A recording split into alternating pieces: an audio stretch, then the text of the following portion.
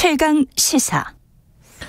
네, 이태원 참사가 남긴 트라우마 우리 모두가 함께 겪고 있습니다. 참사 현장에서 구해달라는 사람과 구하려는 사람, 구조에 실패한 사람의 슬픔, 구조에 실패한 사회의 아픔, 함께 나눠보시죠. 경광숙 전 구조대장 어제 최강시사에서 한번 모셨는데 이야기가 너무 짧았습니다.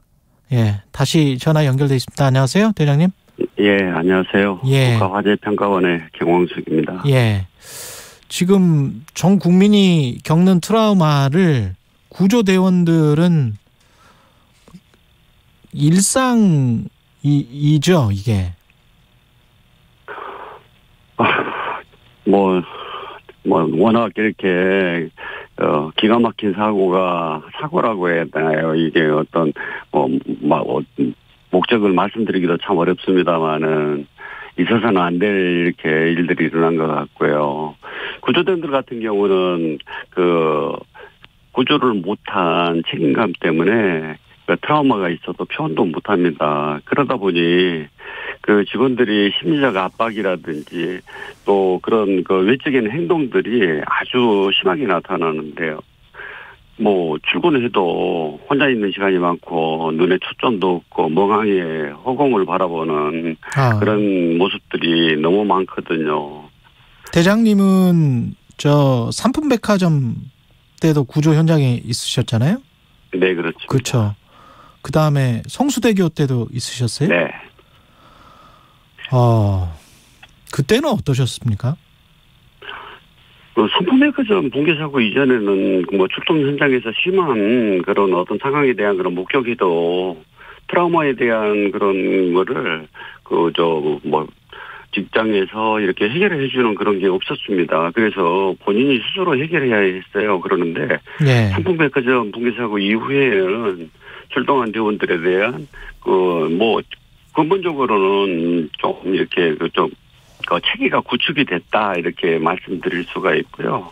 서울 같은 경우는 각 지방 본부에서 지역 병원에 따라서 이렇게 좀 다소의 차이는 있습니다만은 경찰병원이나 아니면 경기 북부 같은 경우는 분당 서울대병원으로 의뢰를 해서 진료를 받거나 입원 치료를 받을 수 있도록 그렇게 체계는 구축이 되어 있는데 이런 현장을 한두 번 보는 게 아니기 때문에 계속 누적되어 있고 또 대원들 입장에서는 잊으려고 하면 또 다른 어떤 현장을 목격하게 되고 하는 것 때문에 많은 어려움이 있다고 이렇게 말씀드릴 수가 있겠습니다. 이번 이태원 참사에서 소방대원들이 느꼈을 어떤 트라우마는 또 다른 특별한 것이었을까요? 지상에서 바로 눈앞에서 상황이 벌어졌기 때문에. 네. 일반적인 이렇게 저희들이 구조대원들이 출동하는 거는 지금처럼 신체가 온전한 상태에서 이렇게 희생자가 나오는 그런 사고보다는 신체가 훼손된 상태에서 이렇게 희생자들을 목격하게 되는 경우가 많습니다. 또 그 상황으로는 좀 이렇게 다소 틀릴 수가 있겠지만 이번 같은 경우는 희생자들이 따지고 보면 이렇게 그냥 숨을 안 쉬고 있는 신체가 온전하기 때문에 그냥 이렇게 금방이라도 일어날 수 있을 것 같은 그런 게 있거든요.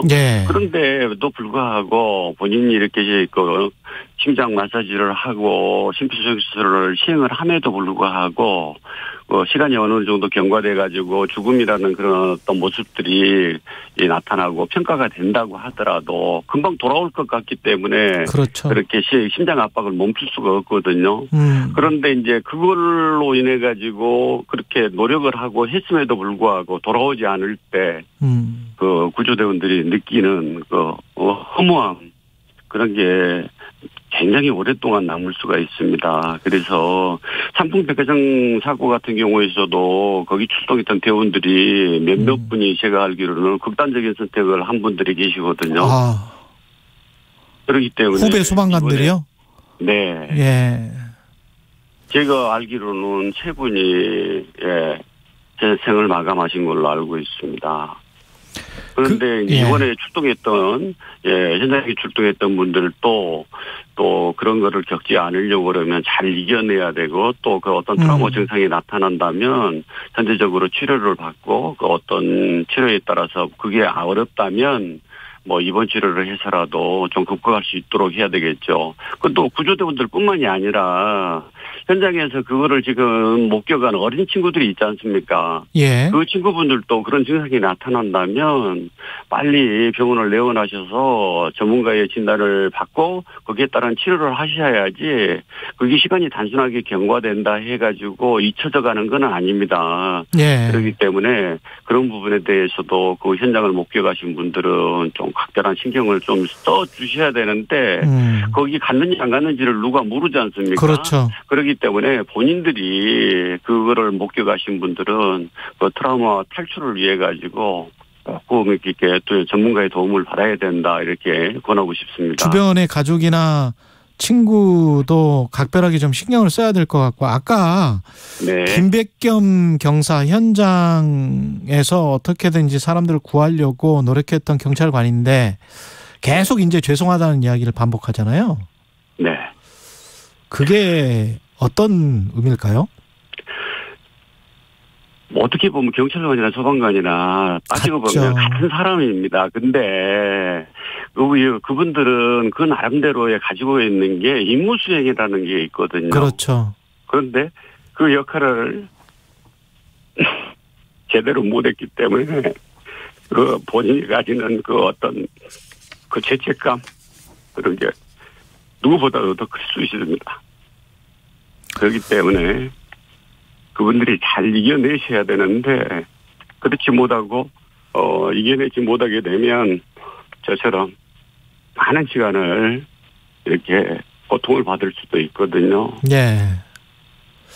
그렇기 때문에 그런 부분에 대해서 뭐 저도 어떻게 보면 그 주변에 혼자 있지 말라고 하시는 의사 선생님 그 진단까지 이렇게 있었습니다. 그 혼자 있지 말라는 거는 돌발적인 어떤 행동을 취할 수 있다 이렇게라고 표현을 해야 되거든요. 물론 저도 이렇게 생존을 해 있습니다만은 한 2번 정도 네, 그런 말씀하지 마시고요. 포기를 하려고 했던 그런 적이 있거든요. 그런데 이제 문제는 그런 거를 조금씩이라도 이겨내기 위한 스스로의 노력이 필요하고요. 그다음에 사회적으로 정부에서도 뭔가 더 지원하고 시스템이 뭔가 있어야 될 것 같은데 뭐가 더 필요할까요? 지금 현재에서는 이거 이태원 참사 현장에 갔다 안 갔다 자체를 뭐 불특정 인원에 대해 가지고 무작정 비난하고 할 수 있는 건 아니지 않습니까? 예. 그래서 본인이 먼저 그 부분에 대한 거를 이겨낼 수 있도록 이렇게 먼저 해주시는데 또 혼자 가신 분들도 있겠지만 그렇지 않고는 친구들이나 누구랑 같이 간 일행들이 있을 거 아닙니까? 예. 그래서 일행분들이 계신다면 일행분들께서 그 같이 갔던 분들과 평상시 좀 이렇게 소통을 이후에는 좀 더 자주 하시면서 그분이 그 전과 다른 현상이 나타난다면 좀 이렇게 병원을 이렇게 내원을 유도를 하든지 또 치료를 함께 가서 받는 그런 체계를 이렇게 갖춰가는 게 필요할 것 같고요. 또 정부에서는 그런 부분에 대한 거를 지금 한 사람이 더 필요한 시기에 지금 인구는 자꾸 줄고 있지 않습니까? 예. 그런데 비해 가지고 이렇게 대한민국을 짊어지고 나가야 될 젊은 친구들이 이렇게 생을 빨리 마감한다는 거는 정말로 있을 수는 없는 일입니다. 그렇기 때문에 그런 부분이 조금 더, 또 치료를 받고, 쾌유할 수 있도록 여건을 좀 만들어 주셔야 될 것 같아요. 예. 그 현장에 뭐 예기치 않게 있게 됐었던 시민들, 그리고 현장에 있었던 구조대원들, 뭐 의사들, 경찰관, 소방대원, 후배분들에게 아픔을 어떻게 함께 나눌 수 있을지, 그리고 연대할 수 있을지 이런 말씀을 좀 마지막으로 부탁드립니다. 저는 그 현장에서 목격하시고 나서 지금도 제 나름대로 제가 마음이 편하지 않을 때는 제가 삼풍백화점에서 살려달라고 예. 저 아저씨 살려주세요 하셨던 그 여자분의 목소리를 또다시 기억하고 있거든요. 네. 그런데 문제는 그런 현장에 대한 거를 지금 이 현장에 출동하셨던 분들 또 어찌 업무적으로 접하셨든지 접하지 않으셨든지 간에 그 현장을 목격하신 분들은 일단은 혼자 있는 시간에 대한 거를 가급적이면 피하셔야 됩니다.